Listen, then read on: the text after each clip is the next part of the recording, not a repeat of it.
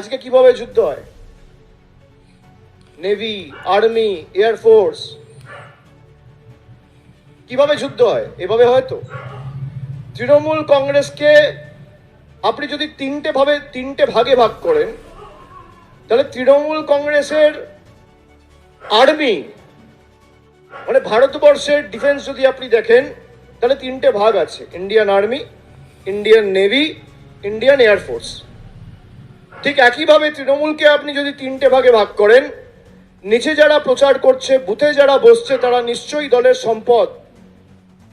যারা সংগঠনের হয়ে কাজ করছে, দেওয়াল লিখছে, ফেস্টুন লাগাচ্ছে, পতাকা বাঁধছে, মিছিলে হাঁটছে, তারা দলের আর্মি। কিন্তু আপনারা যারা সোশ্যাল মিডিয়ায় পোস্ট করছেন, দলের হয়ে লড়ছেন, তারা কিন্তু এয়ারফোর্স। এটা মাথায় রাখতে হবে। আর আমরা যারা পার্লামেন্টে লড়ছি বা হাইকোর্ট সুপ্রিম কোর্টে লড়ছি, মানুষের সাথে থাকছি, তাদেরকে ধরে নিন নেভি।